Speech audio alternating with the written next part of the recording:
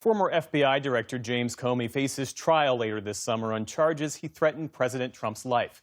The case stems from this Instagram post a year ago, a photo of shells spelling out 8647.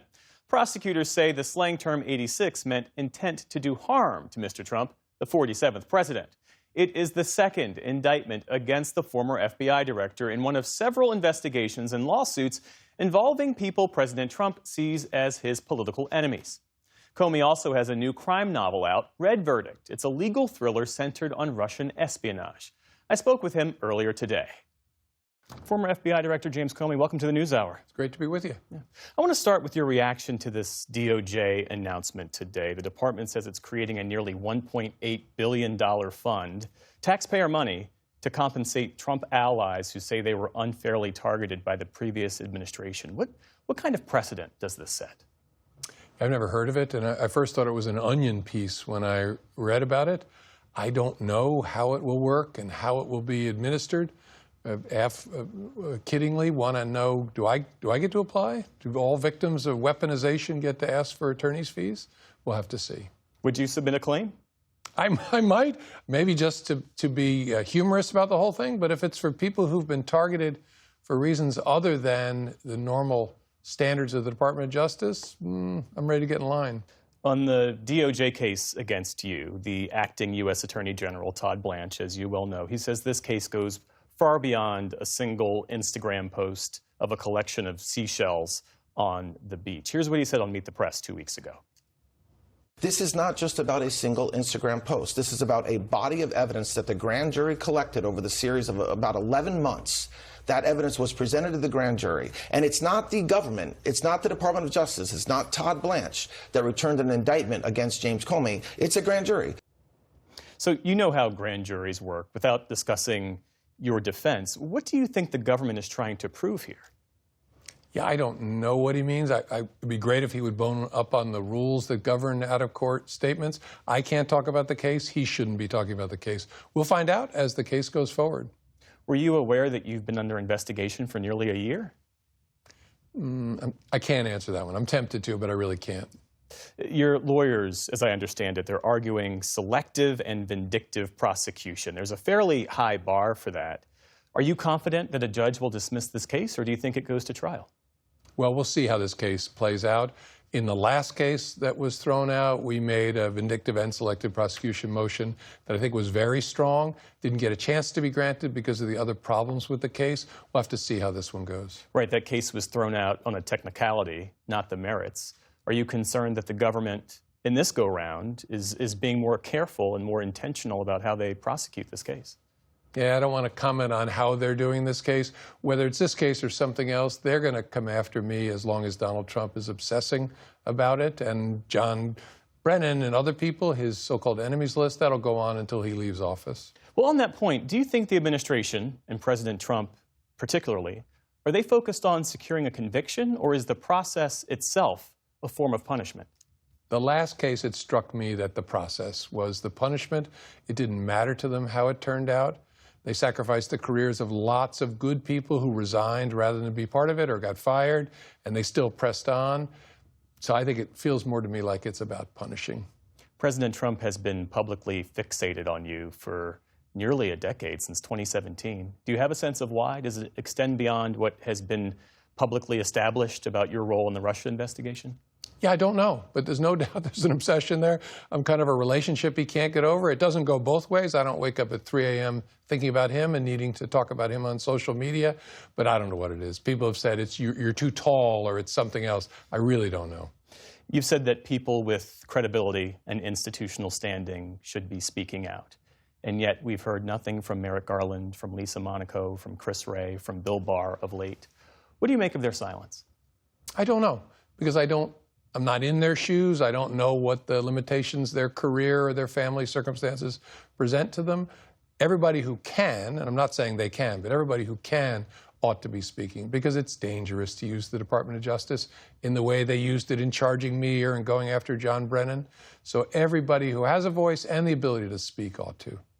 Do you think, is silence itself these days, is it a form of complicity? Well, it depends upon the reason the person is silent, but if you have the ability to speak and you're not speaking up, and you know enough about how the rule of law matters, then it gets you into a zone of complicity. I've said, look, I need to someday tell my grandchildren when they're teenagers, what did Pop do during this time? And I don't want to say he was afraid or he thought they would come after him. That's not something you can look your grandchildren in the eye and tell them.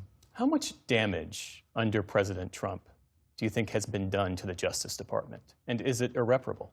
Tremendous damage in the loss of talented people, in the demoralization of lots of people who are hanging on, in the reputation by taking off the blindfold that we like to use to depict Lady Justice and instead going after people for reasons that a Department of Justice never should. All of those things have damaged the Department of Justice. It's easily fixed. Once these characters are gone, hundreds of people, including some I'm related to, I expect will flow back in, and it can be rebuilt, because we've done it before. It was done by Gerald Ford when he appointed Edward Levy, the president of the University of Chicago, to take over and become Attorney General after one of the prior Attorney Generals went to jail. So we've done it before, 50 years ago. We can do it again. Easily fixed? I think it is easily fixed, because it's all about the character of the people. Get a great leader in there, pick strong people, and show your work to the American people. That's what they did during Ed Levy's 2 years after Watergate, and it changed how people thought about the department. You have become something of a symbol of resistance to some on the anti-Trump left, but there are lots of Democrats who believe that your decision to announce the reopening of the Clinton email investigation 11 days before the 2016 election, that decision ultimately handed the presidency to Donald Trump. You've said that you would make that same call again. Do you ever sit with the possibility that everything that you're going through now is an extension of that decision? Yeah, I've thought about it. Someone asked me, did I create a Frankenstein that then consumed me or something? I don't think in that lyrical a way, but it was, yeah, I mean, it's a decision that I would make today, would give anything not to have been involved and to make it at all. And I kind of doubt after seeing 2020 and then 2024 that we had an impact on the election, but we went into it assuming that it could, and it was just less bad than the other option.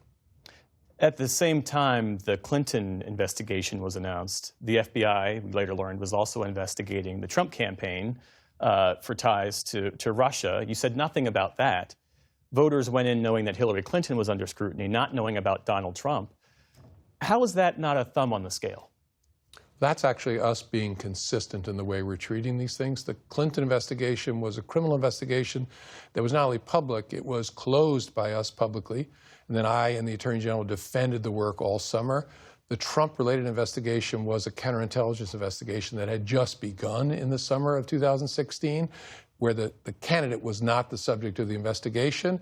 And so actually, I don't remember any conversation about whether we ought to be publicizing a classified early investigation. So they're just very different things. Let's talk about this book, this new book, Red Verdict. It centers on Russian counterintelligence, institutional vulnerability. How much of it is fiction, and how much is rooted in genuine concern about the country's ability to defend itself right now? Well, the work is a work of fiction, so the stories I tell are made up.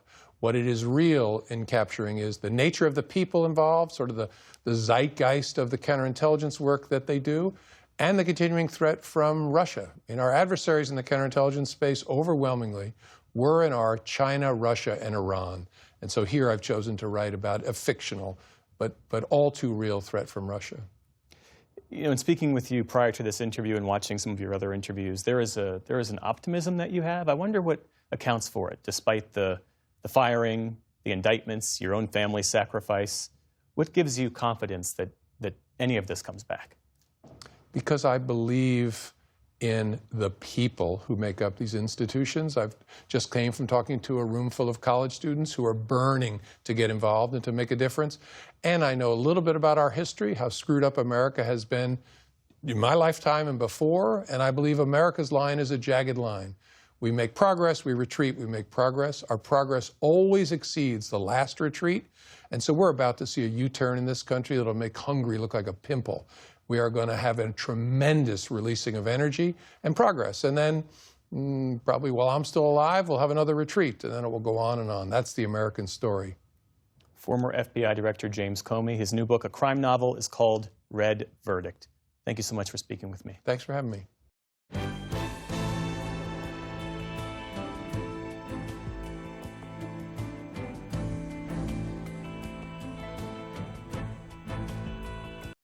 Support journalism you trust. Support PBS News. Donate now, or even better, start a monthly contribution today.